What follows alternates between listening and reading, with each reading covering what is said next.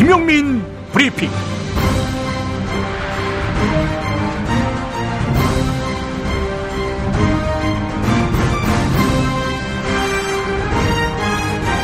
(2016년 12월 13일) 화요일입니다. 박근혜가 탄핵당하기 전날 이정현과 정진석을 불러다 놓고 억울하다 이런 말을 20분 동안이나 했다고 합니다. 그럼 억울하게 되는 겁니까? 박근혜에게 죄가 있다고 말하는 쪽은 불과 두어 달 전만 해도 박근혜가 목줄을 쥐어틀던 자들입니다. 박근혜가 새누리당 의원 60명 이상에 의해 탄핵당할 것을, 또 검찰에 의해 범죄자로 낙인 찍힐 것을, 아울러 언론에 의해 사생활이 털릴 것을 이때만 해도 어느 누가 예상했겠습니까? 기회주의에 찌든 이 권력 집단이 갑자기 변심했다면 박근혜의 죄가 도저히 감싸고 덮을 수 없을 정도로 확실하다고 봤기 때문일 것입니다. 이들이 작당을 해서 박근혜를 모함했다? 그건 박근혜 주장일 뿐입니다. 그럼에도 불구하고 이 상황이 도무지 납득되지 않는다면 자기 죄를 뇌물죄라고 못 박은 바 있는 현 민정수석에게 지도 편달을 받기 바랍니다. 박근혜는 어떤 상태일까요? 죄가 죄로 보이지 않는 그런 상태거나, 반대로 죄를 알지만 거짓말을 하는 상태거나, 아니면 허언증 상태, 셋 중 하나일 것입니다. 어떤 경우에건 박근혜는 대한민국 대통령직을 수행할 수 없는 상태입니다. 이 현실을 헌법재판소가 외면할 수 없을 것이라 생각됩니다. 절차적 정당성도 중요하지만 다음 시대로 속히 넘어가야 할 대한민국호를 더 이상 정체시키지 않도록 헌재에 신속하고도 단호한 결판을 주문합니다. 당신에게 드립니다. 우린 많이 먹었어요. 정신없이 받아먹다 보면 할 일 없는 백수 된다.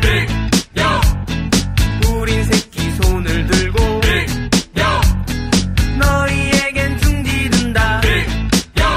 졸지마 씨발. 현행법에 따르면 부모가 건강보험료를 체납했을 경우 자녀의 예금과 부동산도 압류할 수 있습니다. 문제는 미성년자, 대학생, 사회초년생처럼 납부 능력이 없거나 현저하게 떨어지는 계층에게도 적용된다는 점입니다. 미성년자의 경우에는 일부 면제되기도 하지만 대학생과 사회초년생에게는 그런 최소한의 안전망조차 없습니다. 실제 건강보험공단은 특별한 소득이 없는 자녀의 통장을 압류하기도 했습니다. 그 통장에 들어있었던 것은 자녀가 한 달 생활비로 사용하려 했던 50만 원이 전부였는데도 말입니다. 저소득층을 옥죄는 연대 납부의 기계적 적용을 바꾸는 힘, 국민 여러분으로부터 시작됩니다. 지금 아름다운 재단의 60일의 건강보험증 캠페인에 참여해 주시기 바랍니다. 영희는 엄마 아빠와 떨어져 삽니다. 엄마 아빠는 가난해서 건강보험료를 내지 못했습니다.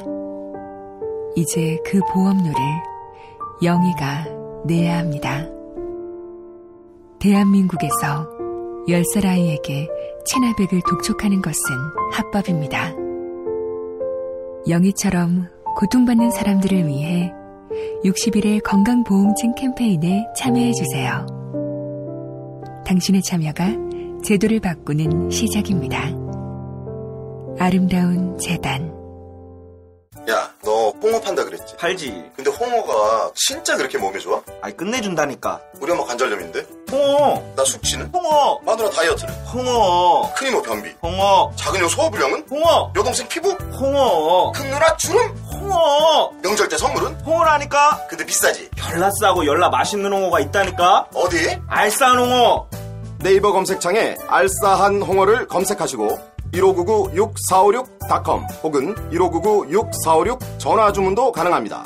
하나 더, 알싸한 홍어는 진공포장 택배 배송 판매하며 직접 개발한 특제 소스를 서비스로 드립니다. 충남 금산의 넓은 인삼밭, 정성농장을 일군 농부아버지 이정열 씨. 자연은 노력한 만큼 내어준다. 그 자연의 마음을 알기에 정성농장을 더불어 일구는 아들 이성규 씨도 아버지에게 배운 것처럼 정직하고 또 성실하게. 정성농장 홍삼은 인삼 재배부터 가공 판매까지 모두 책임지고 있습니다. 그래서 대한민국 1등 품질을 자부합니다. 검색창에 정성농장 홍삼을 검색해주세요. 정성농장 홍삼. 전화문의는 010-9754-6972. 굶고 뛰고 땀 빼고 다 해봤다. 그래봐야 소용없었다. 다이어트는 결국 먹는 게 문제다! 다이어트 전문 쇼핑몰 비타샵에서 수식가지 동결건조 채소 곡물에다 3가지 단백질, 거기에 효소와 비타민, 미네랄을 더해 만든 다이어트 전용 그린 스무디를 추천합니다. 다이어트 전용 그린 스무디, 이걸 어떻게 하는 거죠? 하루 2끼만 맛있고 든든한 비타샵 스무디로 바꿔 드시면 됩니다. 검색창에서 비타샵을 검색해주세요. 요즘 민주주의가 거꾸로 간다고들 하지요. 예, 그래서 이번에 제가 한국 현대 생활문화사라는 책을 소개하고 싶은데요. 지금의 상황을 만든 게 박정희 시대부터라는 분석들이 많이 나오는데 예. 이 책은 바로 그 시대를 제대로 알자라는 취지로 쓰여졌습니다. 예. 근데 생활문화사가 뭡니까? 사실 저희는 거의 정치사 위주로만 책을 읽었습니다. 근데 이 책은 그 시대를 살았던 바로 우리 부모님, 삼촌, 이모들의 삶을 담은 책이라고 할 수 있습니다. 촛불 집회도 언젠가는 생활문화사가 되겠군요. 지금 꼭 읽어야 할 책 같은데요. 한국 현대 생활문화사, 도서출판 창비. 이제부터는 관록의 뉴스 해설가 김용민이 오늘 아침 조간신문을 훑어드립니다.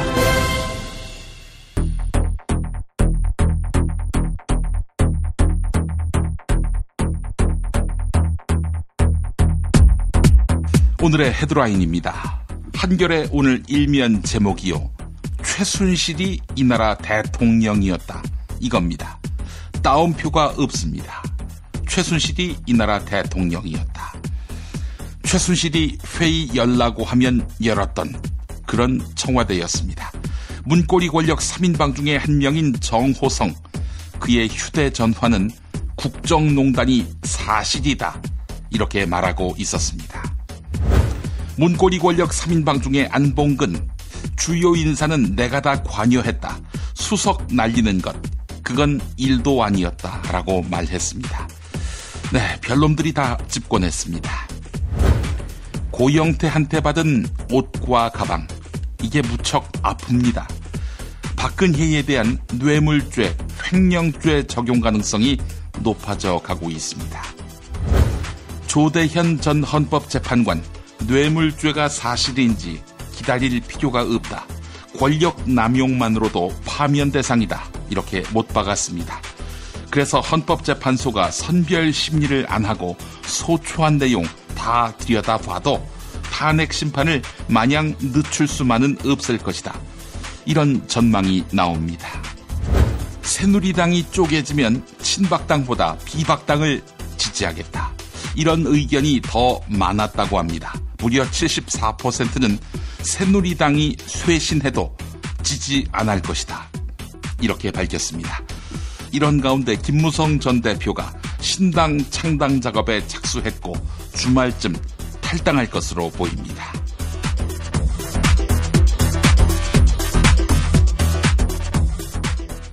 한겨레가 정호성 파일을 깠습니다.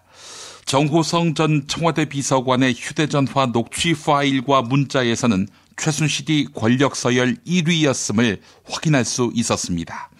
2013년 최순실은 유럽 순방을 앞두고 정호성 전 비서관에게 대통령 순방 전 기자회견을 열 것을 지시했습니다. 국가정보원 댓글 조작 사건으로 악화된 여론을 무마하라는 취지였습니다. 이에 정호성 전 비서관은 전례가 없다며 준비하기 힘들다고 얘기했는데요. 이때 최순실은 쓸데없는 소리 하지 말라고 다그쳤고 4주째 열리지 않던 수석 비서관 회의가 반나절 만에 열렸습니다. 박근혜가 주재한 회의였습니다. 즉 박근혜가 최순실 지시를 받은 셈입니다. 또한 최순실이 청와대에 들어갈 때는 이영선 당시 청와대 행정관이 선생님 들어가십니다라는 문자를 보냈습니다. 그러면 정호성과 다른 비서관들은 의전 준비를 했다고 합니다. 한겨레 또 다른 보도입니다. 왕수석으로 통하던 안종범 전 청와대 정책조정수석 역시 대통령 박근혜에게 대면 보고 대신 전화로 지시를 받을 수밖에 없었습니다. 안종범은 청와대 근무 당시 박근혜에게 전화가 걸려오면 지시를 받아 적기 바빴다고 하는군요. 두서없는 지시를 정신없이 받아 적고 있으면 박근혜는 깨알같이 쓰고 있느냐 라면서 재차 체근했다고 합니다. 안종범 전 정책조정수석은 이런 전화 통화 받아쓰기를 통해서 510쪽 분량의 수첩 17권을 남겼다고 검찰에 진술했습니다. 세계일보 특별 취재팀이 정윤회 문건의 초안 성격인 시중 여론이라는 제목의 청와대 문건을 공개했습니다. 이 보고서에 따르면 안봉근은 나를 거치지 않으면 김기춘이도 대장에게 보고서를 낼 수 없다. 이러면서 권력을 과시했다고 합니다. 김기춘 실장님이 아니라 김기춘이라고 했습니다. 나아가 안봉근은 정부 주요 인사는 내가 다 관여한다. 수석 한둘쯤 날리는 것은 일도 아니다. 라면서 정부 인사에 개입했음을 밝혔습니다. 지랄을 하고 자빠졌네요. 예. 지난 7일에 열린 최순실 국정조사 특위 청문회에서 고영태는 대통령 박근혜가 사용할 옷과 가방을 만들었다. 이렇게 증언했습니다. 또한 옷과 가방은 최순실에게 전달했고 대금으로 4,500만 원을 받았다. 이렇게 밝혔습니다. 법조계에서는 박근혜에게 뇌물죄나 횡령죄 적용이 가능하다. 이런 주장이 제기되고 있습니다. 누가 이런 박근혜에게 죄가 없다고 두둔하겠습니까? 박근혜 말고. 한국일보 기사였습니다. 조대현 전 헌법재판관이 경향신문과 가진 인터뷰입니다. 박근혜는 이미 통치권력 남용에 따른 파면 대상이다. 형사적으로 억울한 점이 있다면 형사법원에서 다투면 된다. 네, 탄핵 심판 결론은 재판관 전원 일치로 인용될 가능성이 높다. 이런 이야기입니다. 헌법재판소가 대통령 박근혜의 탄핵 심판 사유들을 모두 심리하겠다. 이렇게 밝혔습니다. 하지만 법조계는 재판이 마냥 길어지기는 어려울 것이다. 이렇게 보고 있습니다. 경희대 법학전문대학원 정태호 교수는 헌재가 모두 심리한다고 했지 모든 사유가 입증돼야 탄핵할 수 있다고 한 것은 아니다. 헌법재판소가 국민적 여론을 분명히 고려할 것이다. 이렇게 말했습니다. 그러니까 20여 가지 탄핵 사유 중에 하나라도 해당하면 탄핵 결정을 내린다는 것입니다. 한겨레가 보도했습니다. 사실 길어질 이유가 없지요. 사안이 복잡하지 않으니까요. 자범 수준의 범죄 아닙니까? 친박계와 비박계의 대립으로 새누리당이 분당 위기에 처했습니다. 한국일보가 여론조사를 실시한 결과 새누리당이 쪼개지면 친박당보다는 비박당을 지지하겠다. 이런 의견이 훨씬 많은 것으로 나타났습니다. 비박신당에 대한 지지 의견은 13.5%, 친박신당은 약 5%로 나타난 것입니다. 네, 박근혜의 밑바닥 지지율이 5%로 나타났지요. 친박신당 지지율 역시 5%로 동일합니다. 어쨌든 비박이 2배가 넘네요. 지지가. 그래봤자 15%도 안 됩니다만. 이런 결과가 현실이 된다면 비박당은 더불어민주당에 이어서 제2당, 친박당은 국민의당 다음에 제4당으로 추락하게 됩니다. 계속해서 한국일보 여론조사 결과입니다. 대통령 박근혜가 새누리당에서 탈당하고 당을 전면 쇄신해도 새누리당을 지지하지 않겠다는 의견이 74%를 넘었습니다. 하지만 보수층과 반기문 유엔 사무총장 지지자들 다수는 쇄신한 여당을 지지하겠다, 이렇게 응답했습니다. 새누리당이 지지율 회복을 하기 위해서는 보수층과 반기문 총장 지지자들을 타겟으로 삼아야 한다, 이런 분석이 나옵니다. 탄핵 정국을 맞이하자 차기 새누리당의 대선 주자로 점쳐지던 반기문 유엔 사무총장의 행보가 심상치 않습니다. 이번에도 조선일보가 킹메이커를 자처하고 있습니다. 반기문 띄우기 사설을 실은 것입니다. 해당되는 부분을 읽어보겠습니다. 반 총장은 지난 10년 동안 국제평화, 개발협력, 인권 개선 등 유엔의 3대 이상을 실천하기 위해 노력한 사무총장으로 평가받고 있다. 국제 분쟁 해결과 기후 변화 문제, 여성 지위 향상을 위한 동분서주는 인정받아왔다. 한반도가 강권 스타일의 스트롱맨 지도자들에게 둘러싸인 현실에서 외교 안보는 사활이 걸린 문제다. 반 총장이 미중일러 지도자와 즉각 전화해서 논의할 수 있다는 것은 장점일 것이다. 수출로 먹고 살아온 나라에서 원만한 국제관계를 유지할 적임자이기도 하다. 온건하고 합리적인 성품을 높이 평가하는 이들도 있다. 네, 조선일보가 메시아를 갈망하고 있군요. 새누리당 김무성 전 대표가 신당 창당 작업에 들어간 것으로 확인됐습니다. 김무성 전 대표는 늦어도 다음 주에는 탈당을 선언할 것으로 알려졌는데요. 김무성 전 대표 진영은 내년 1월 말까지 신당을 만든 다음 경선을 치러 2월 말 대선 후보를 확정한다는 구상입니다. 김무성 전 대표 측은 유승민 의원과 탈당파들에게 신당에 합류할 것을 권유했다고 합니다. 동아일보가 보도했습니다. 한광옥 청와대 비서실장과 김병준 전 국무총리 내정자의 부인들이 모두 이화여대의 사교 모임격인 알프스의 회원인 것으로 확인됐습니다.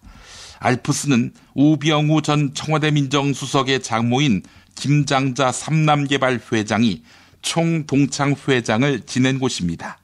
김장자 회장이 최순실과 함께 골프를 한 사실이 드러나는 등 이화여대를 축으로 최순실, 김장자, 우병우 라인이 조직된 게 아니냐, 이런 의혹이 제기된 상태입니다.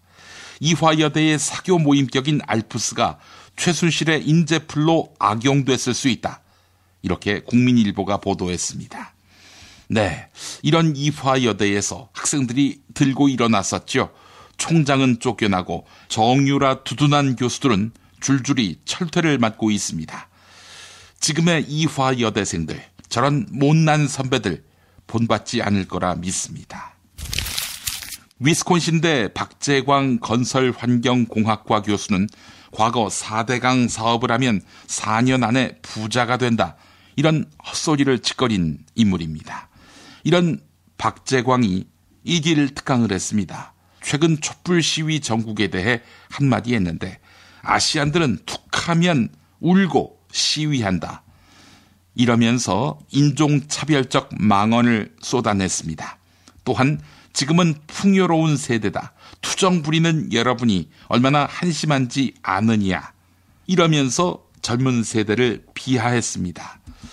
어디서 특강을 했느냐? 이화여대에서 했습니다. 그래서 개털리고 있습니다. 한겨레 보도였습니다. 깊은 바다에서 잡은 신선한 대게, 살이 꽉 찬 데다 맛까지 끝내줘 대고급 대게, 대게 직거래 장터. 네이버 카페 대게 직거래 장터에 들어오셔서 선택하세요. 1644-9047. 미궁 장사랑! 구렁이똥 이뻤다. 장이 살아야 내 몸이 산다. 배변 활동에 도움을 주는 건강기능식품입니다. 미궁 장사랑. 지금 검색창에 미궁 장사랑을 검색하세요. 정권 교체를 함께 염원하는 판촉물 쇼핑몰 네피알. 기념품, 답례품, 기왕이면 네피알로 인터넷 검색창에 입력하시거나 032-519-4800으로 전화하세요. 카카오톡 아이디는 네피알. 일산에 있는 풍무양고기, 영양 가득한 양갈비와 양꼬치, 피자, 자네도 그 맛을 아는가? 무당이 저를 데려간 적이 없어서. 031-902-9292. 수아비스랩닷컴에서 12월 15일 베이비 전용 제품을 출시합니다. 수아비스 화장품 홈페이지를 방문해서 베이비 제품 체험단 참여 이벤트를 클릭해주세요. 민감성, 아토피성 피부에도 효과적인 수아비스 베이비 제품을 보내드립니다.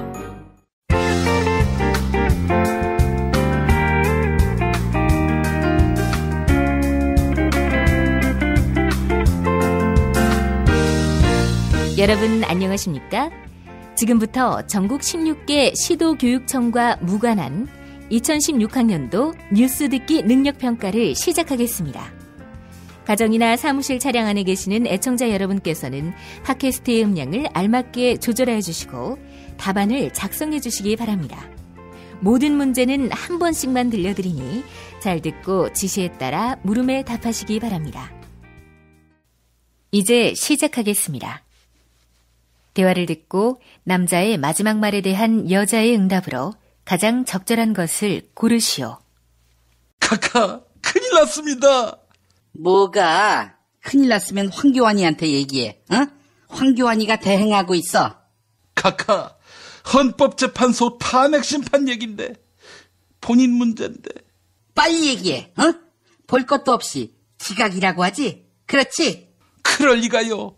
헌법재판소가 다 들여다보기는 하겠지만 청와대가 한정없이 시간을 늘어뜨릴 트릭을 쓰지 못하도록 준비 기일을 두겠다고 합니다. 뭐야? 그러면 1월 말에는 날 내쫓겠다는 거야?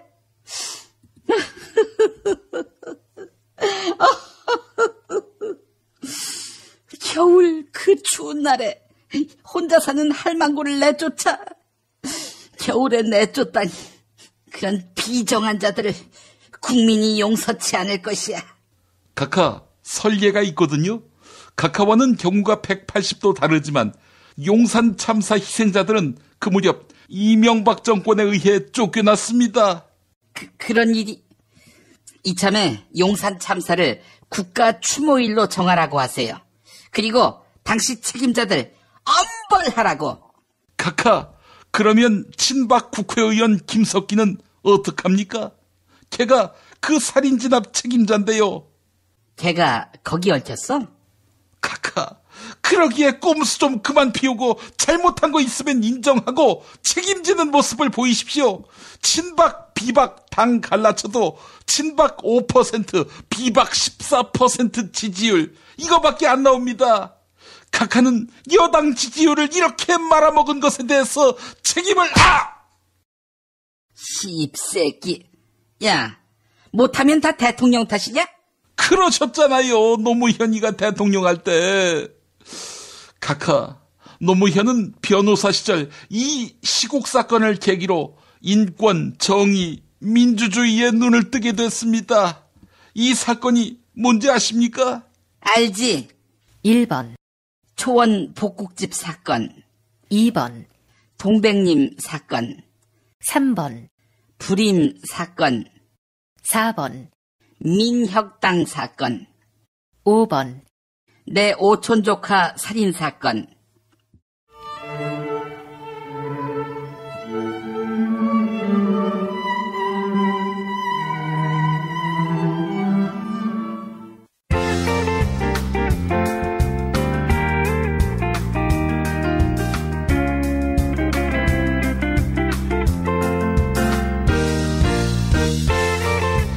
수고하셨습니다. 수험생 여러분은 팟빵 게시판에 정답과 이메일 주소, 사연을 남겨주시기 바랍니다. 당첨자는 다음 정규방송일 2부 마무리 부분에 발표합니다. 이상으로 전국 16개 시도교육청과 무관한 뉴스 듣기 능력평가를 모두 마칩니다.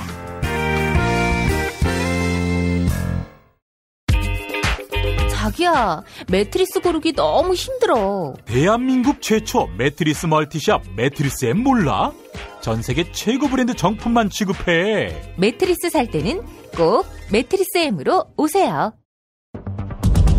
She never ever quits. 中国不能缺席。 Der Holocaust für Deutschland. 歴史家に任せるべきだろうというのが私の考え方。 Ma senti, col dolore umano non si può essere neutrali.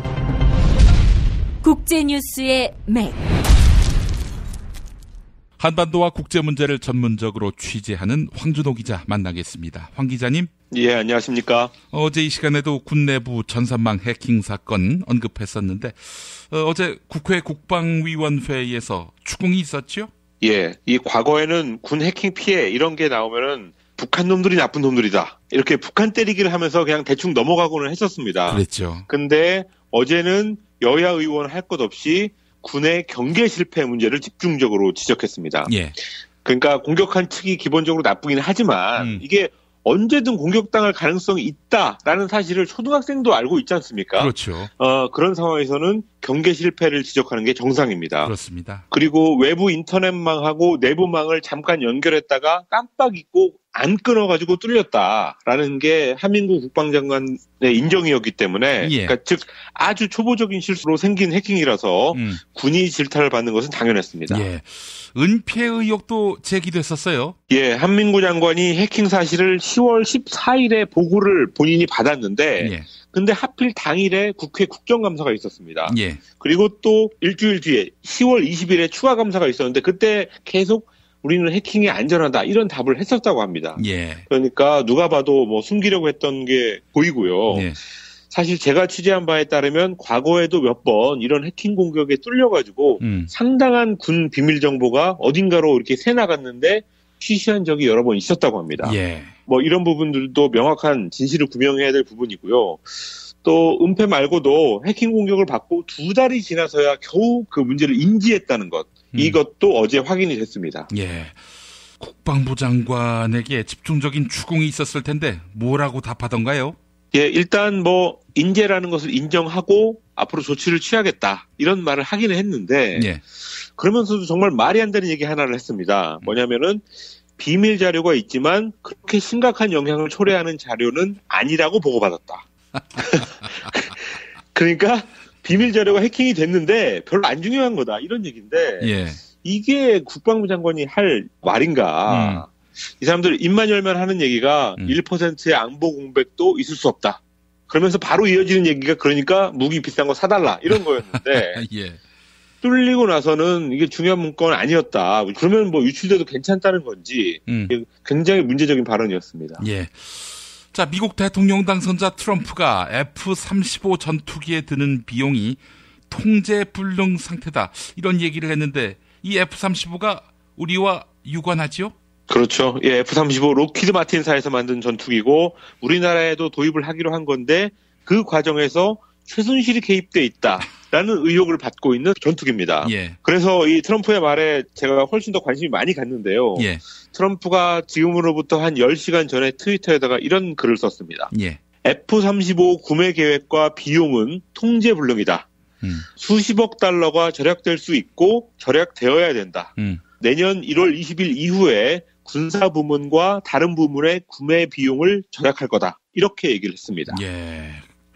수십억 달러가 절약될 수 있다는 말은 원래 도입 계획을 축소할 경우에 그렇다는 뜻이겠죠? 예, 일단은 그렇게 해석이 됩니다. 수십억 달러라고 하면 우리 돈으로 수조 원이기 때문에 뭐 그걸 절약할 수 있다라는 말은 도입을 아예 안 하겠다라는 뜻이 아니라 축소하겠다. 아니면 다른 방법을 쓰겠다라는 뜻입니다. 예. 그리고 1월 20일 이후에 절약할 거라고 한 것은 본인이 대통령 취임한 이후에라는 뜻이었습니다. 예. F-35가 엄청난 돈이 드는 건 우리가 도입을 결정할 때도 나온 얘기가 아닌가 싶은데요. 그렇습니다. 처음 계획보다 엄청 비싸졌고요. 또 도입된 후에도 그걸 운용하는데 또 그만큼의 돈이 드는 돈 먹는 하마입니다. 그럼에도 불구하고 한국 국방부가 무리하게 도입을 결정했고 최순실 개입 의혹이 있는 건데요. 예, 예. 하필 트럼프가 그 얘기를 해버리는 바람에 비싸다는 얘기를 해버리는 바람에 도입을 결정한 사람들이 또 한 번 골치를 썩게 됐습니다. 예. 근데 문제는 트럼프의 이번 말이 오히려 외국에 대해서는 더 사라는 압력으로 이어질 수 있다는 게 문제입니다. 아니 자기네 비행기가 비싸다라고 얘기해놓고는 비싸다는 말은 가격이 부풀려졌다 이런 말인데 아니 그걸 더 사라고 한 이야기라면 왜 그런 겁니까? F-15 도입 돈을 떨어뜨리려면 결국 많이 만들어야 됩니다. 예. 그래야지 타산이 맞는데 많이 만들어내는 목적을 달성하려면 로키드 마틴 혹은 트럼프가 나서가지고 다른 나라에다가 더 적극적으로 F-35를 더 사라라고 압박할 수 있습니다. 그렇다면 한국같이 이미 몇 대 사기로 한 나라들 이런 나라들이 호구로 잡혀가지고 더 사야 된다라는 압박을 받을 수 있고 뭐 또 만약에 안 사면은 한미동맹 다른 부분에서 불이익을 주겠다. 예컨대 주한미군 주둔 비용을 더 내게 하겠다. 이런 식으로 압력이 가해질 수 있습니다. 트럼프는 금전적 이익을 최우선으로 생각하는 인물이기 때문에 이런 식의 외교를 체크북 디플로머시, 즉 수표 외교라고 하는데요. 수표 외교를 할 가능성이 얼마든지 있습니다. 예. 트럼프가 왜 하나의 중국에 얽매여야 하느냐 이런 말을 해서 또 논란을 일으키고 있는데 말이죠. 그 하나의 중국이라면 대만 인정할 수 없다. 대만도 중국의 한 일부분이다. 이런 이야기 아니겠어요? 그렇습니다. 대만 총통하고 지난 12월 초에 전화했을 때부터 이게 혹시 트럼프가 하나의 중국 원칙, 즉 중국은 본토에 있는 정부 하나밖에 없다.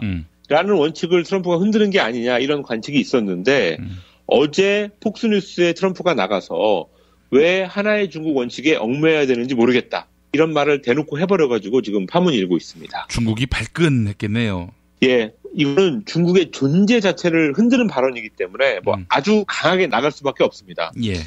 중국 외교부 대변인이 어제 중국의 주권 그리고 영토를 완전하게 갖추는 것에 관한 문제이자 중국의 핵심 이익에 관한 문제다라고 하면서 이 원칙을 견제하는 것은 중미 간 관계 발전의 정치적인 기초이자 전제 조건이다.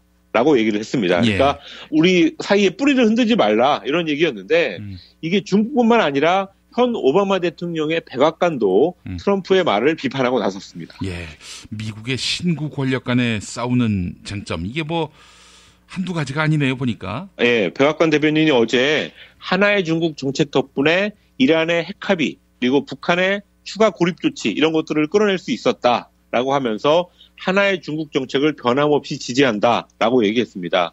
그러니까 트럼프가 틀렸다는 말인데 또 러시아가 미국 민주당 인사들의 이메일을 해킹해가지고 트럼프 당선을 도와줬다는 문제 이것 때문에 지금 신구 권력 간의 싸움이 크게 일어났습니다. 예. 근데 그런 상황에서 중국 문제까지 더해지면서 앞으로 새 정부가 출범하기까지 약 한 달 정도가 남았는데 그동안에 한 달 일주일 동안 굉장한 갈등이 있을 걸로 보입니다. 예. 반기문 유엔 사무총장이 유엔 고별 연설을 했군요. 예, 지난 밤에 고별 연설을 했고 뭐 앞으로 기자회견 같은 것도 있기는 한데 어쨌든 유엔 총장으로서 사실상 마지막 활동을 어젯밤에 한 겁니다. 근데 제가 뭐 그 고별사 원문을 보지는 못하고 기사로만 읽었는데 이 기사가 너무 재미가 없어가지고 끝까지 읽기가 굉장히 힘들었습니다. 뭐 자기는 유엔의 지원으로 어렸을 때 공부한 유엔 차일드고 또 모두가 빈곤이나 공포가 없이 살 권리가 있다. 이런 식의 얘기를 굉장히 길게 했는데 이분이 대통령에 진짜로 도전을 하려면 이 재미없음 이 기사를 끝까지 읽기도 힘들 정도로 상투적인 얘기만 하는 이 재미없음을 극복해야 되지 않나 이런 생각을 다시 한번 하게 됐습니다. 예, 지금은 뭐 전 세계적으로 선명한 지도자를 요구하는 시대 아니겠습니까? 예. 기름장어가 한국에서 먹히기란 상당히 어려울 텐데 뭐 구체적으로 대선에 도전한다 이런 말도 안 했지만은 그 전 단계임에도 불구하고 지금 지지율은 계속 떨어지고 있단 말이죠. 3일 후에 출입기자단은 공식 기자회견을 하기로 했는데 아마 그 자리에서 집중적으로 한국 기자들뿐만 아니라 외국 기자들도 아마 그 대선 나갈 거냐 이거 물어볼 것 같습니다. 예. 거기서는 뭐 그 속마음을 얘기하겠죠? 그랬으면 좋겠는데요. 좀 클리어하게. 네. 클리어하게 얘기를 할 거라고 생각이 들고요. 아니 뭐 이제는 뭐 더 눈치 볼 거 없잖아요. 예. 그렇습니다. 예. 그 이후에 지지율이 상승할 수 있을지도 한번 좀 지켜볼 일이고요. 예. 자, 황준호 기자님 오늘 말씀 잘 들었습니다. 예, 감사합니다. 야, 딴지마켓 좀 봐봐. 이담채 김치 게시판 지금 보고 있어? 왜요? 뭐가 문제 있나요? 야, 어떻게 하나같이 맛있다, 예술이다, 감탄했다, 물건이다. 또 재주문했다 이런 글만 올라올 수 있지? 이거 공작의 냄새가 나지 않아? 아무래도 그런 것 같아. 이담채 김치 게시판에 작전 세력이 개입한 거 아닐까요?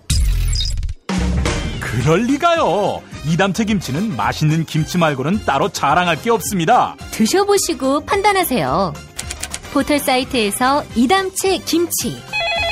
주문 전화는 1544-4586 1544-4586. 술자리 많은 연말연시 가뜩이나 속상한 세상. 새싹당 콩차를 선물하세요. 가격이 착해서 김용남법에 저촉되지 않습니다. 새싹당 콩차는 남자를 위한 차. 서면보고용으로 아주 좋습니다. 서면보고용. 에? 서면보고. 전창걸닷컴에서 구매하세요. 전화문의 070-8635-1288 070-8635-1288. 공화국 참치논평. 구이동 대양 참치를 맛보지 못한 국민 여러분은 진정한 참치 맛을 보기 위한 강도 높은 중대 조치를 취하실 계획을 표명하시고 곧장 구이동으로 달려오시기 바란다. 참치에 대한 체질적인 거부감과 적개심을 노골적으로 드러내는 분도 구이동 대양 참치에 오시면 추호도 용납할 수 없는 포악무도한 폭식 행위를 자행할 것이다. 구이동 대양 참치. 월요일 참치데이 이벤트, 화요일 참치머리 서비스로 함께합니다. 주차장 걱정 마시고요. 대중교통은 서울 지하철 2호선 구의역 2번 출구에서 5분 거리입니다. 대양 참치 구의점 02-455-8087. 안녕하세요. 엄교입니다. 매주 주말 광화문에 나가시느라 힘드시죠? 저희 책 나는 세상을 리셋하고 싶습니다를 쓰면서 싸그리 망해버려라라는 말을 정말 많이 들었습니다. 메르스 사태, 가습기 살균제, 세월호, 강남역 10번 출구, 구의역 스크린도어 사망사고, 이 모든 일들을 겪으며 모든 걸 원점으로 돌리고 싶어하는 거죠. 그래서 그 원인을 따져보았습니다. 나는 세상을 리셋하고 싶습니다. 역시 모두가 리셋을 말할 때 리셋을 넘어서 우리가 가야 할 길을 찾는 책입니다. 나는 세상을 리셋하고 싶습니다. 도서출판 창비. 하루 두 차례 대한민국과 지구촌의 오늘을 정직하게 비춰드립니다. 권력이 진실을 압도하는 세상. 김용민 브리핑은 작은 희망의 불씨가 되겠습니다. 민중의 소리 이완배 기자와 함께하는 경제의 속살. 이완배 기자 만나겠습니다. 이완배 기자님. 네, 안녕하십니까. 예. 자, 유일호 경제부총리 이제 교체되는가 싶었는데 탄핵 국면과 함께 기사회생을 했습니다. 자리를 지켰습니다. 예. 네.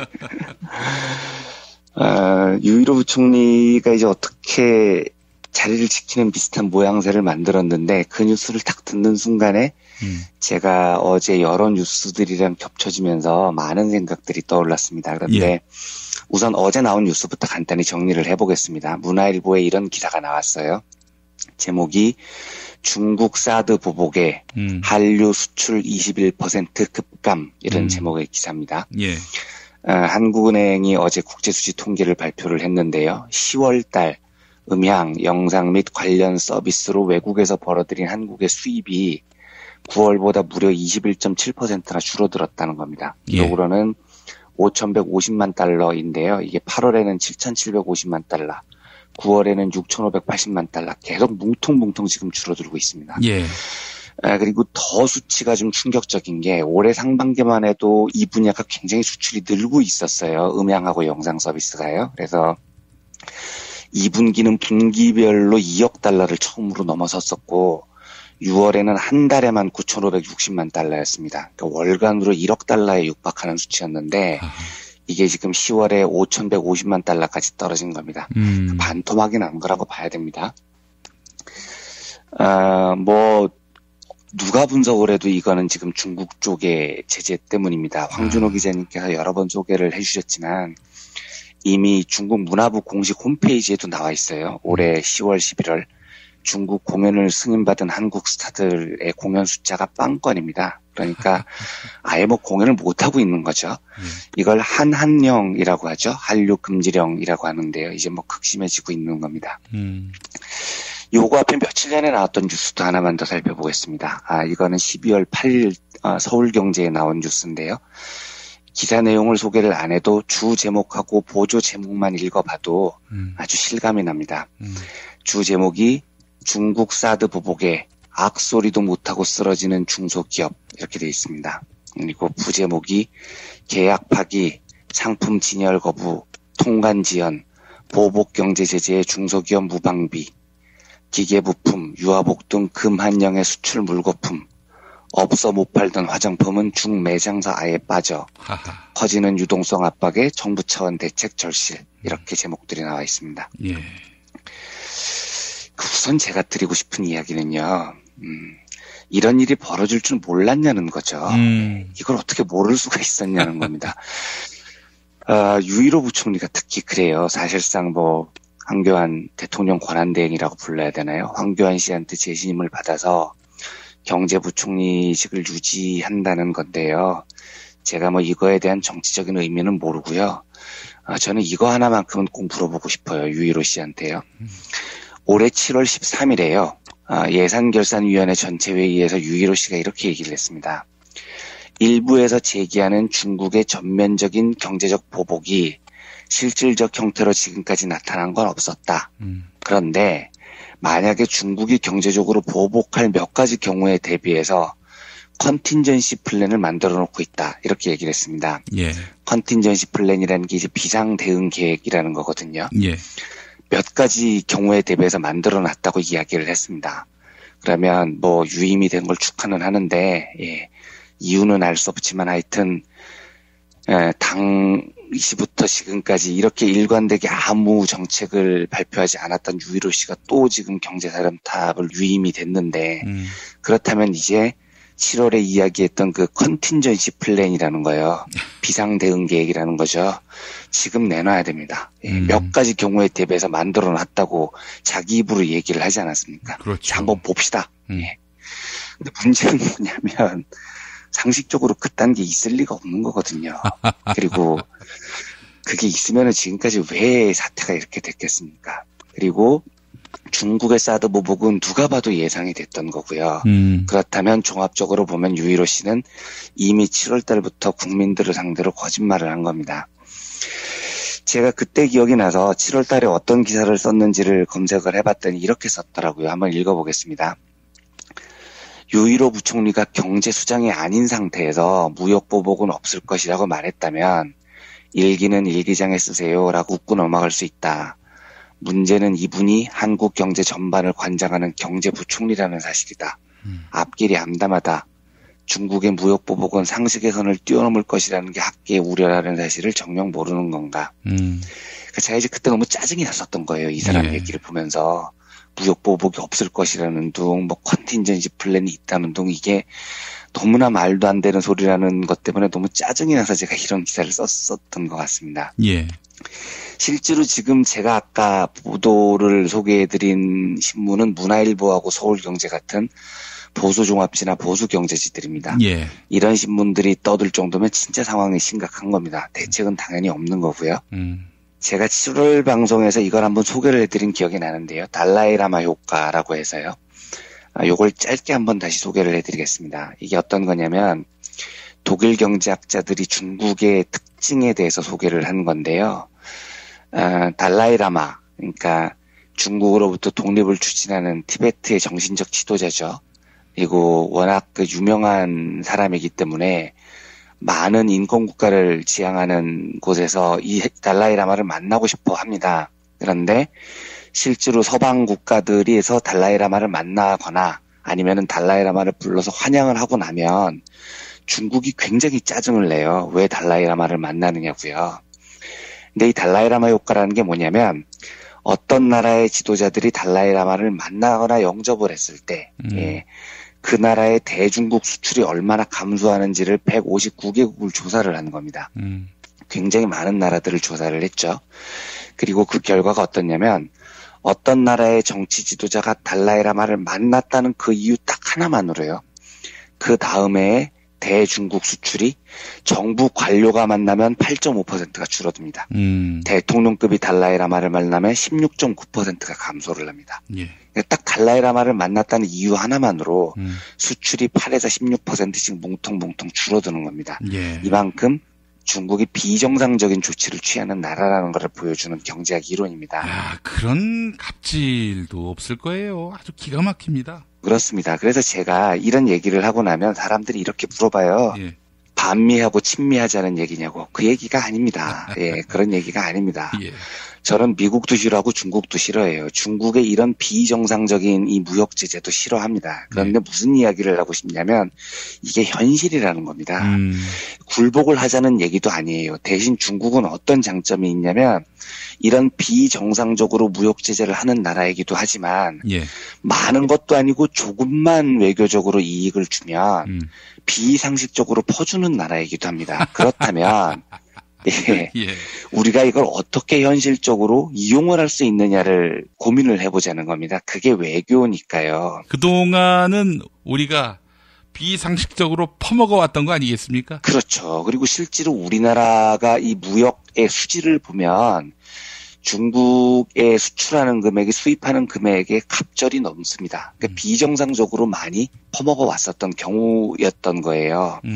그리고 중국이 한국에 그런 그 무역적으로 혜택을 줬었던 이유도 사실은 이 미국의 피보트 아시아라고 불리는 아시아 회귀 정책에 대해서 한국을 그만큼 중요하게 생각을 했었다는 반증이기도 하죠. 예.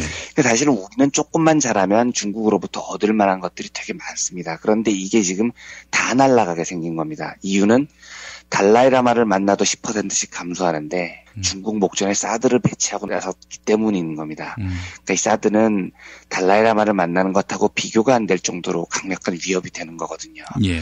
근데 그걸 제가 말씀드리는 건 그것 때문에 앞으로 어떤 일이 벌어질 것이다를 말하는 게 아니고요. 예. 사드를 배치를 하면서 무역 보복이 없을 것이다. 무역 보복이 있어도 컨틴전시 플랜이 있다. 이런 식으로 안이하게 대처했던 사람이 경제부총리였다는 거고 지금도 경제부총리로 유임이 됐다는 얘기를 말씀을 드리고 싶은 겁니다. 대답을 해야 됩니다. 유일호 부총리는요. 제일 중요한 사안입니다. 그 비상대책이라는 게 뭔지 공개를 해야 됩니다. 그런데 당연히 공개를 못할 겁니다. 왜냐하면 없으니까요. 그러면 말의 책임을 지고 적절한 대책을 지금이라도 세워야죠. 나라 경제가 거덜나는 것을 볼 수 없지 않습니까? 방법은 하나뿐입니다. 그리고 이 방법은 굉장히 쉬운 방법입니다. 이렇게 얘기하는 겁니다. 한국 정치 사정이 어려우니까요. 다음 대통령이 뽑힐 때까지 사드 배치를 잠정적으로 중단하겠습니다. 이 한마디면 되는 거예요. 왜냐하면 이 한마디에는 미국도 중국도 다 이해해 줄 수 있는 말이거든요. 예. 제가 외교는 잘 모르지만 상식적으로 그 한마디에 미국이 뭐라고 그러겠습니까? 한국 사정이 이런데요. 게다가 트럼프는 사드에 우호적이지도 않지 않습니까? 저는 중국도 당연히 굉장히 환영할 거라고 봅니다. 예. 잠정 연기한다는 말이긴 하지만 그것만으로도 중국의 태평양 지역에서 중대한 외교적인 전진을 나타내는 거니까요. 이래놓고 다시 대국민 합의를 하자는 얘기입니다. 중국 편을 들자, 미국 편을 들자 이게 아니고요. 대중국 수출 감소분, 또 대미 무역에 미치는 영향, 외교적인 영향 이런 걸 다 고려를 해서 선거에서 겨뤄보면 되는 겁니다. 그래서 만약에 사드 배치가 옳다, 사드 배치를 주장하는 후보가 대통령으로 당선됐다. 그러면 할 수 없는 거죠. 그건 국민적인 합의니까요. 예. 가장 간단한 방법은 너무 비정상적인 방법으로 추진된 만큼 또 지금 대통령이 탄핵된 만큼 모든 것을 잠정적으로 중단한다. 다음 정권에 넘기겠다. 이 한마디면 가장 간단하게 이 문제를 해결할 수 있는 거라고요. 아마 그 야당에서도 사드 배치 중국 보복 문제를 집중적으로 다룰 것이라는 소식이 많이 들리고요. 그렇다면은 뭐 여야정 협의체가 꾸려진다고 하는데 이게 어떻게 꾸려질지는 잘 모르겠지만 사드 배치와 중국 보복에 대해서 아주 간단한 이 해법을 저는 외면하지 않기를 바랍니다. 그러면 굉장히 많이 꼬였던 실타래가 많이 풀어질 겁니다. 시간을 한 6개월 정도 뒤로 미루는 거니까요. 예. 부디 이 문제가 빨리 좀 해결이 돼서 저희 뭐 중소기업이나 중국 수출에서 피해를 보고 있는 많은 한류 기업들이 좀 활로를 찾았으면 하는 바람입니다. 예. 지금 탄핵 심판 대상인 자는 본인이 지금 국가 공동체에 어떤 해악을 끼치는지 기본적으로 파악이 안 되는 그런 것 같습니다. 모르는 것 같아요. 네. 그러니까 비극입니다. 지금 이 국면은요. 예. 네. 알겠습니다. 자, 다음 이야기 해보겠습니다. 자, 월요 경제학 이제 화요 경제학으로 바뀌는 겁니까? 아니요, 어제 이상하게 월요일에 생략이 돼서 예. 어제 공개 방송했던 녹음이 나가서요. 그래서 예. 오늘은 그 땜빵으로 화요 경제학, 경제학 이론 하나 살펴보겠습니다. 어제 그 공개 방송 듣고 정말 위로를 많이 받았다. 이런 분들을 그런가요? 한 서너 분 만났습니다, 제가. 예. 자, 월요일은 치유를 받고 또 화요일은 또 지식을 쌓는 화요 경제학 시간으로 이어가겠습니다. 오늘 이케아 이펙트 얘기하신다고요? 네. 요즘은 그 정치권의 주요 플레이어들의 그 행동 자체가 부각이 많이 돼서요. 예. 제가 자꾸 이제 행동 경제학에 관심이 가게 됩니다. 아마 조금 시간이 지나고 전국이 안정되면 행동 경제학뿐만 아니고 다양한 이론도 소개해드리도록 하겠습니다만 예. 요즘은 행동 경제학으로 정치권의 플레이어들을 보는 게 좀 필요한 시기인 것 같기도 해요. 예. 네, 행동 경제학이라는 건 사람이 왜 저런 경제적인 행동을 할까를 연구하는 학문 중 하나이고요. 예. 오늘 소개해드릴 이론은 이케아 효과, 이케아 이펙트라고 불리는 이론입니다. 예. 그 이케아는 아마 아는 분들도 있고 모르시는 분들도 있을 것 같습니다. 근데 아마도요. 적어도 주부분들의 절반 이상은 이 이케아를 알고 계실 겁니다. 반면에 40대 이상 가정일에 조금 무관심한 남성분들 중에서는 이케아가 뭔지 모르시는 분들도 있을 겁니다. 근데 이런 분들은 집에 가셔서 사모님께 여쭤보시면 아마 대부분 이케아를 설명을 해주실 거예요. 예. 이케아는 그 스웨덴의 가구 제조업 기업입니다. 근데 이 회사가 2년 전에 한국에 처음 들어왔을 때 진짜 난리가 났습니다. 너무너무 사람이 많이 몰려가지고요. 드디어 한국에도 이케아가 들어왔다고 선풍을 일으켰었죠.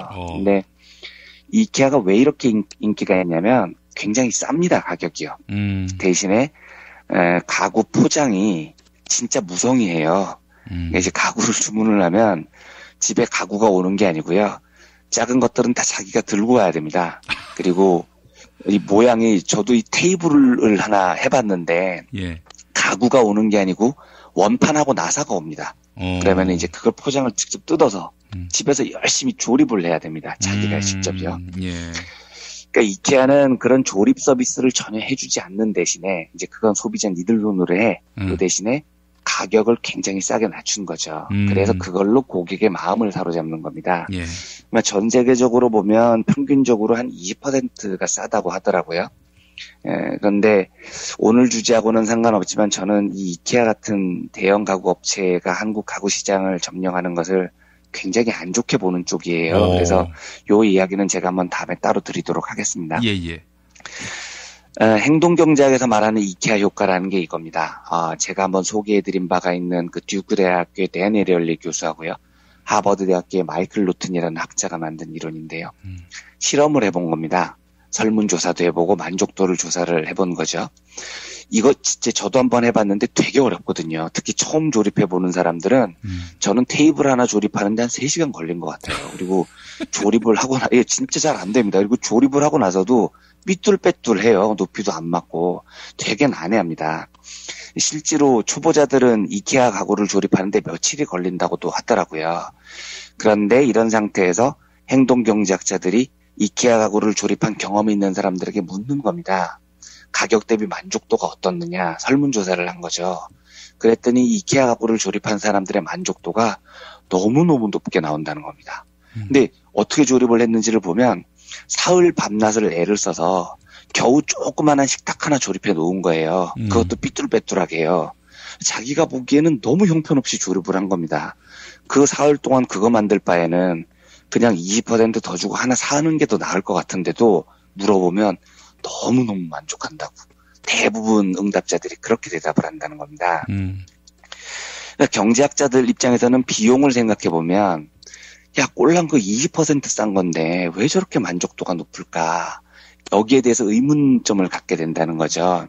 그래서 여기에 대한 행동경제학자들의 해답은 이겁니다.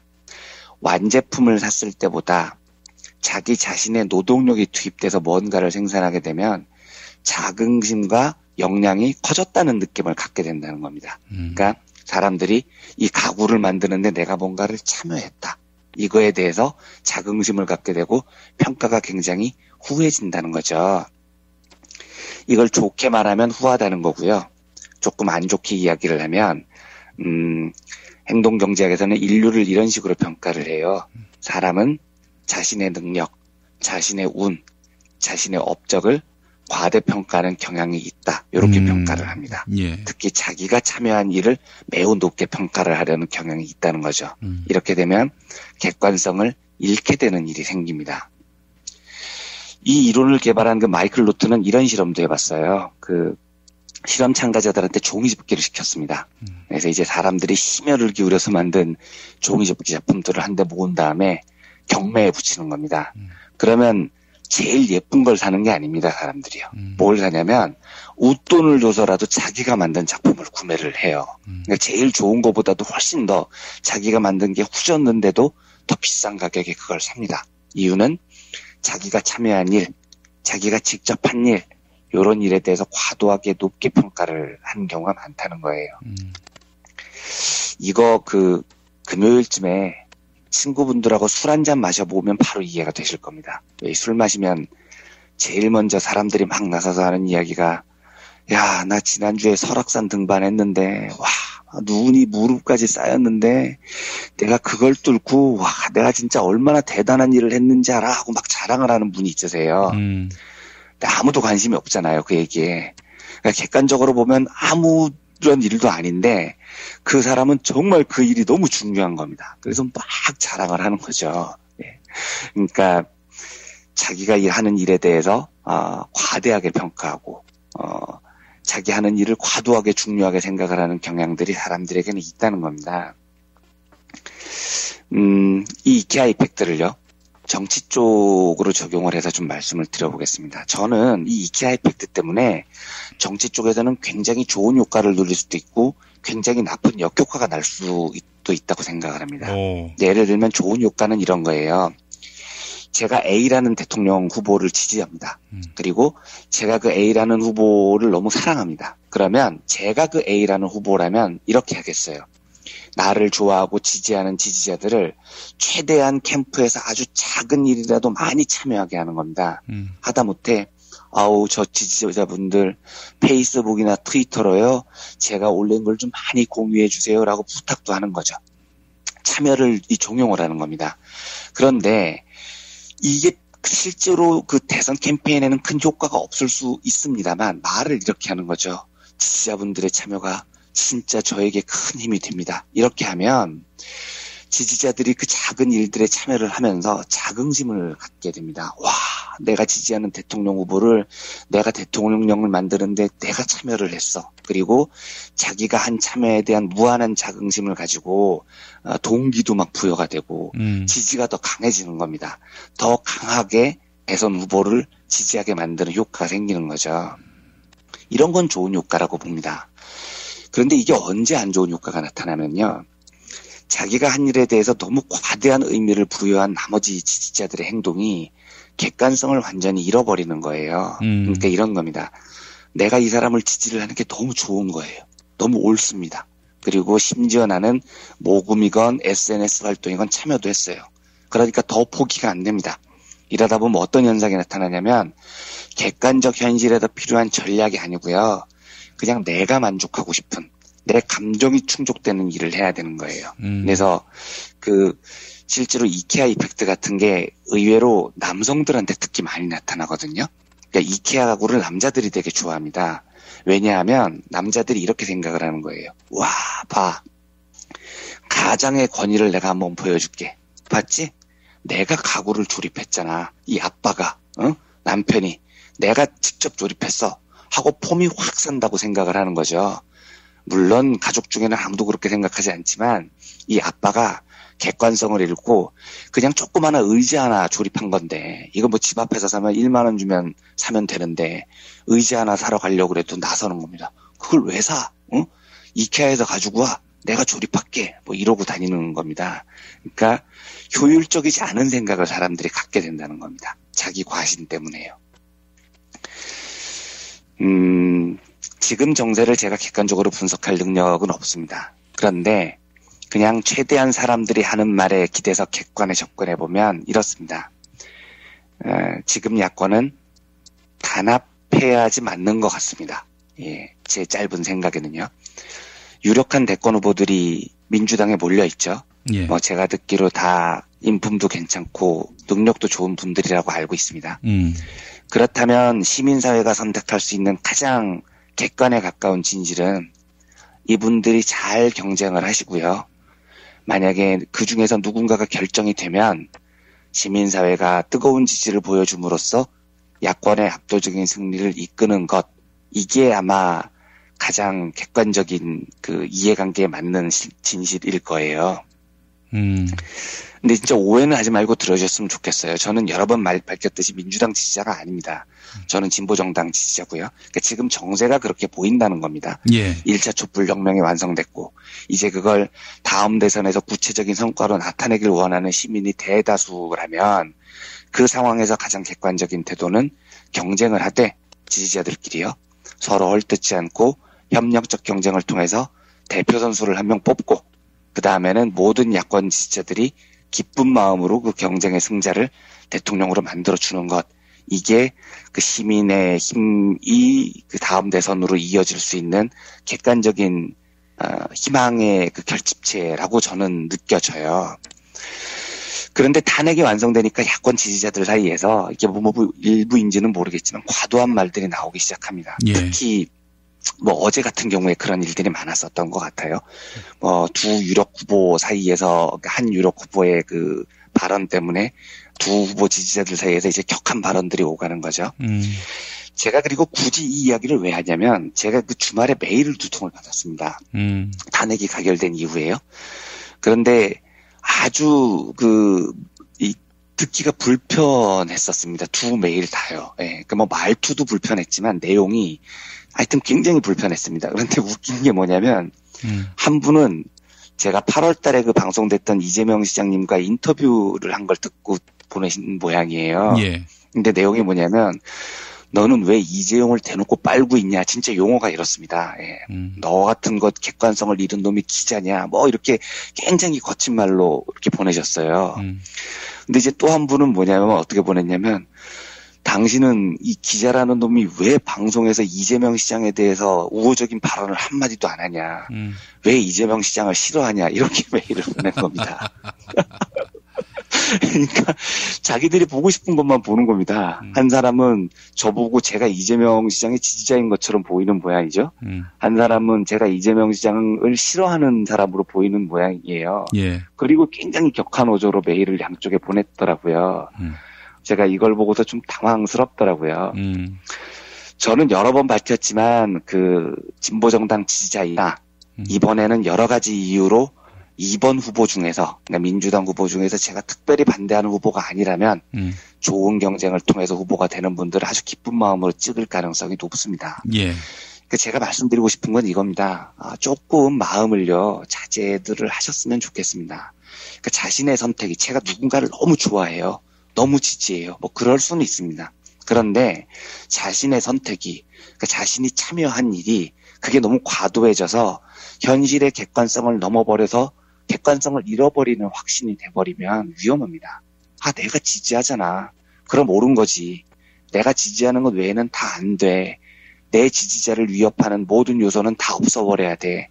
이런 과도한 확신으로 번지면 역사적으로 시민혁명조차도 뭐 분열로 큰 성과를 못 얻게 되었던 우리의 역사적 경험도 있지 않습니까? 예. 그러니까 참여를 통해 자기 확신을 높이는 건 일정 수준까지는 긍정적입니다. 근데 그게 너무 과도해서요. 현실의 객관성을 잃으면 안 됩니다. 지금 탄핵을 주도했던 시민들에게 가장 가까운 진실은, 객관적인 목표는 압도적인 표 차이로 정권을 교체하는 것, 저는 이런 걸로 모아진다고 생각을 합니다. 그러니까 제가 드리고 싶은 말씀은 지지자들 사이에서 경쟁을 해도 좀 매너 있는 경쟁을 했으면 좋겠다는 얘기입니다. 상대를 배려하는 경쟁이 돼야 되고요. 특히 말을 조금 조심해서 해야 되고요. 상처가 되지 않게요.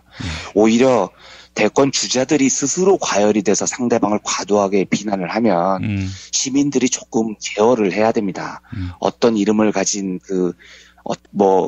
내가 정말 좋아하는 정치인을 대통령으로 만들기 위해서 우리가 촛불을 든 게 아니지 않습니까? 그러니까 성숙한 경쟁이라고 할까요? 이런 것들을 시민들이 먼저 만들어 나갔으면 좋겠다는 생각이 들었습니다. 그런 의미에서 오늘 이케아 이펙트를 소개를 해드리는 시간을 가졌습니다. 서로의 빈정을 지켜주는 거, 이게 바로 정권 교체의 첩경임을 잊지 말아야 하겠습니다. 아니, 자기가 지지하는 후보에 대해서 열심히 홍보하면 됩니다. 그렇죠. 좋은 점을 홍보를 하면 됩니다. 네, 그렇습니다. 상대 후보를 깎아내려가지고 그렇게 해서 자기 지지하는 후보를 빛내게 하겠다. 이건 구태지요. 사실 지난 2007년 대선 기억하십니까? 그때 이명박의 BBK 의혹, 이거 들춰내면 정동영이 당선된다. 당시 그렇게 인식이 됐었잖아요. 근데 BBK 의혹, 지금도 대다수 국민들은 이명박이가 사기쳤다라고들 생각을 합니다. 그렇죠. 네. 하지만 그게 당락에는 영향을 못 미쳤지 않습니까? 그러니까요. 참 황당한 일이었습니다. 네. 그러니까 상대 후보가 도덕적으로 문제가 있다라는 점 지적 그 자체가 무의미하다라는 이야기는 아니지만, 그러나 거기에만 몰두를 하게 될 경우 결코 반사 이익이 생기기 어려운 것이 바로 대선 구도다. 그러니까 그 후보의 장점, 강점, 이걸 더 많이 알려야 한다는 것이죠. 그런 의미에서 상대 후보 깎아내리기, 특히 야권 후보 깎아내리기, 이거는 용납돼서는 안 된다고 생각을 합니다. 자, 이완배 기자님 오늘 말씀 잘 들었습니다. 네, 감사합니다. 여러분 안녕하세요. 민중의 소리 아나운서 정혜림입니다. 이 어묵한 여왕님 치아에서 다들 잘 견디고 계시죠?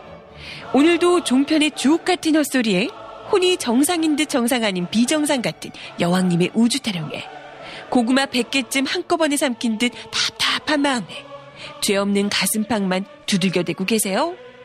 이젠 시원한 사이다 같은 민중의 소리와 함께하세요.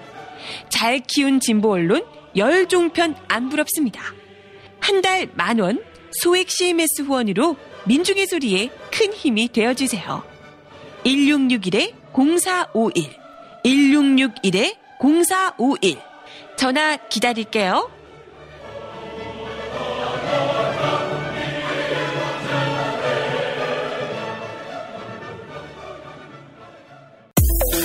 건강식품의 지존 전복을 택한다면 100% 완도에서 잡은 와우 전복. 네이버에서 와우 전복을 찾으세요.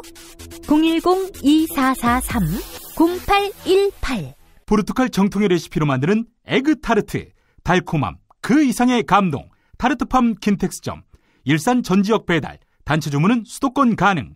문의전화 031-923-2995, 검색창에 타르트팜 킨텍스점. 한우 사고를 집어넣고 24시간 팔팔 끓인 곰탕, 연지연 곰탕. 어린이부터 노인까지 누구나 좋아하는 건강식 연지연 곰탕. 택배로 신청하시려면 010-7252-1114.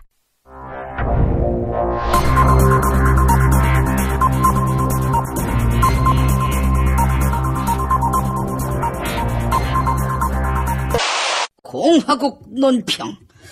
최순실에 대해 내 시니어 같은 사람이다, 이렇게 주장함으로써 본인이 이 모든 갈취, 횡령, 뇌물수수의 주범임을 인정한 박근혜 동지께서는 탄핵안 표결에서 찬성표를 던진 비박계에 대한 강도 높은 국가적 중대 조치를 취하실 계획을 표명하시고 구체적인 공격 방침을 제시하시었다. 경애하는 박근혜 동지의 단호한 결심은 친박계보다 지지율이 높은 비박계에 대한 격한 분노의 표시다. 비박계 62명은 박근혜 동지 탄핵에 찬성표를 던졌다. 이것은 다음 총선에서 박근혜 동지에게 분노한 촛불 폭도들에게 표를 얻으려는 얄팍한 수작으로서 박동지를 참을 수 없이 모독하고 우롱하고 천추의 한이 될 망동의 다름 아니며 처절한 대가를 자초할 악수 중에 최악수의 다름 아니다. 이에 대해 박동지는 원조 친박이었던 김무성, 유승민 등 비박계 집 문패에 원조 친박의 집 인증마크를 붙일 것이다. 건물을 철거하기 전에는 떼어낼 수 없을 정도로 초강력 멧돼지 본드로 붙일 것이다. 또한 비박계 수장 김무성은 신당 창당의 움직임을 나타내고 있다. 이것은 박근혜 동지가 천막까지 쳐가며 끌어모은 지지율을 가지고 제3지대로 먹튀하겠다는 것으로서 전형적인 사기꾼의 행태 그대로다.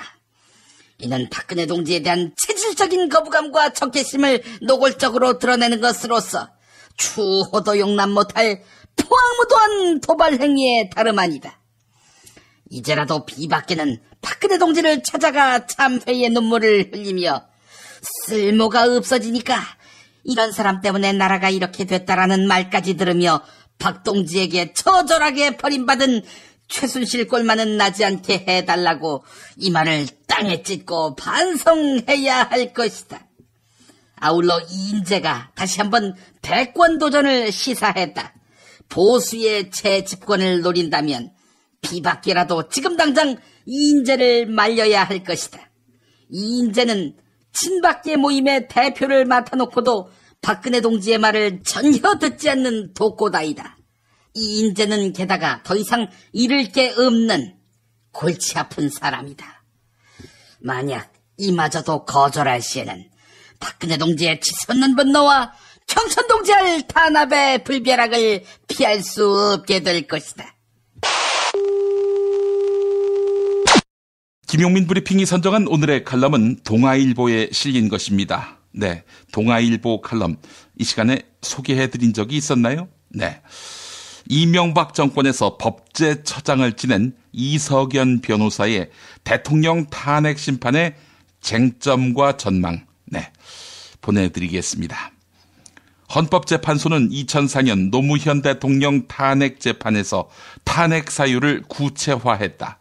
모든 법 중 하나라도 위반하면 공직자를 파면하는 것이 아니라 중대한 법 위반의 경우에만 탄핵하도록 한정했다.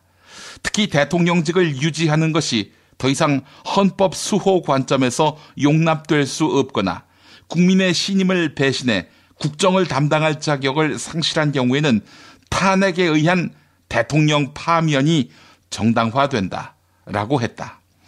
대통령으로서 국민의 신임을 배반한 행위로는 뇌물수수, 부정부패, 대통령이 권한을 남용하거나 국가조직을 이용해 국민을 탄압한 행위 등을 적시하고 있다. 국회의 소추의결서에 적시된 대통령 박근혜에 대한 헌법 위반 또는 법률 위반의 탄핵 사유는 이와 같은 헌재의 판례에 따라서 충분히 판단할 수 있다. 그렇다면 대통령의 법 위반은 어느 정도 입증돼야 하는가? 대통령에 대한 범죄 행위가 법원에 의해 확정돼야 탄핵이 가능하다. 이런 주장도 있지만 이는 탄핵 제도의 취지를 잘못 이해한 것이다. 그런 해석대로라면 대통령 탄핵은 내란, 외환죄 외에는 불가능하다는 자가당착에 빠지기 때문이다. 헌법상 대통령은 내란, 외환죄가 아니면 재직 중에는 재판에 회부되지 않기 때문이다. 따라서 대통령의 법 위반은 검찰 등 형사사법당국이 확인하는 정도로 충분하다. 이는 헌법재판소의 견해다. 네, 검찰에서 박근혜가 법 위반했다, 공범이다 이렇게 판정을 했지요. 계속 읽어보겠습니다. 화급한 국가 중대사를 헌법재판소가 소송법적 시각으로 사건을 다루면서 시간을 끄는 것은 헌법재판소 스스로 그 존재의 의미를 부정하는 것이나 다름없다. 나의 헌법재판 실무 경험, 노무현 전 대통령 탄핵 사례, 헌법재판소의 역량 등으로 보건대 이 사건 역시 2개월에서 3개월이면 충분히 판단할 수 있다고 확신한다. 네, 여기까지입니다. 자, 그렇다면 4월에서 5월 대선이 유력하겠군요. 네, 1부 마치겠습니다. 김용민 브리핑과 함께한 시간 어떠셨어요? 다음 시간에도 보다 바르고 알차며 즐거운 정보로 여러분을 찾아가겠습니다. 팟캐스트 포털 팟빵에서 다운로드하기, 구독하기, 별점 주기, 댓글 달기로 응원해주세요. 잊지 마세요. 다운로드하기, 구독하기, 별점 주기, 댓글 달기.